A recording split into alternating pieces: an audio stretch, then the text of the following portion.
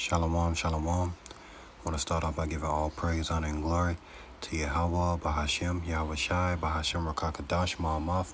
Double honors to the elder. Yahweh being the name of the Heavenly Father, who the world ignorantly and willingly call God of Jehovah. Bahashem meaning in the name of. Yahweh Shai meaning he who delivers, who the world ignorantly and willingly call JC today. I want to give a double honor to the elders and apostles at Great Millstone who rule well. And another double honor to my elder as well, Ahar One Beyonce Allah of the Lions Den Camp here in Jacksonville, Florida. Salutations to the 144,000 hopeful elect, pushing this truth across the four corners of the earth. And to the 1/3 remnant believers on Yahweh Shemel Shah, Shalom, Shalom. It's going to be a quick spiritual hydration.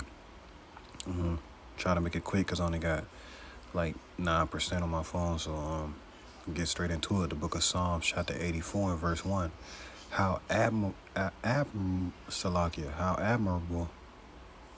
are thy tabernacles, O Lord of hosts.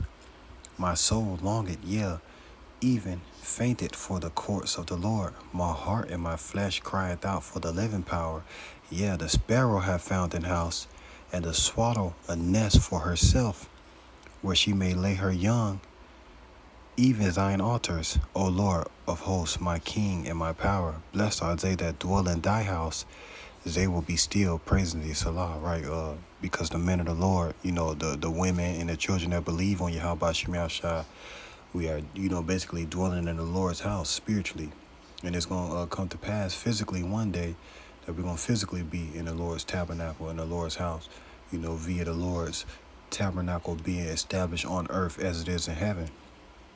You see what I'm saying? But right now, spiritually, us being in this truth is synonymous to basically us being in the house, the tabernacle of the Lord, just like the prophets, Noah, all the prophets, basically that had that heart towards Yahweh Shemel Shah. Yahweh Shemel Shah was nigh to them. He was close to them, So with that being said, we are, basically physically building the house of David, the house of Yahweh Shemel Shah, dwelling in the house of the Lord by even being in this truth. It says, blessed are they that dwell in thy house. They will be still praising thee, Salah.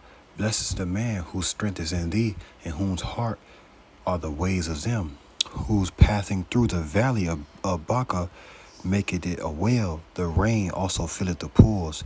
They go from strength to strength. Every one of them in Zion appeared before Yahweh. O Lord Yahweh of hosts, hear my prayer. Give ear, O God of Jacob, Salah. Behold, O God, O Yahweh, our shield, and look upon the face of thine anointed. For a day in thy courts is better than 1,000. I had rather be a doorkeeper in the house of my power than to dwell in the tents of wickedness. All right, man. A day in the Lord's courts is better than 1,000. You know what I'm saying? Imagine what Enoch felt when he was translated, protected, by Yahweh Shemel Shah. 1,000 of your best days don't compare to one day in the Lord's courts. Because here, you think about 1,000, I don't even think I had 1,000 best days. So I'm still waiting on my best days here in this wicked system. You ain't gonna get it when it's all said and done with. But when it's all said and done with, man, 1,000 days don't compare to one day in the Lord's courts, man. When it's all said and done with. But it says, I'd rather be a doorkeeper in the house of my power than to dwell in the tents of wickedness, right? We rather, sit at the Lord's doors and be a doorkeeper than to run down there and bow a knee like 2/3 of our people finna do in the near future. When this devil, try to fill his belly, basically. It says, verse 11, for the Lord Yahweh is a sun and a shield. The Lord will give grace and glory. No good thing will he withhold from them that walk uprightly. So, right, man, the Lord ain't going to withhold nothing from us. When you basically receive that early and latter rain, the Lord is basically, we're going to know all things with Yahweh Shah. We're going to be able to sit and eat and drink with Yahweh Shah and talk with Yahweh Shah, and that's what we fighting for, basically, to be a part of the Lord's courts. It says, O Lord of hosts, blessed is the man that trusteth in thee. Right? We trust in the Lord, Yahweh Shemel Shah. When it's all said and done with, we don't put our trust in no other gods. And this is the book of Psalms, chapter 26 and verse 1, a psalm of David. Judge me, O Lord, for I have walked in my integrity. I have trusted also in the Lord, therefore I shall not slide.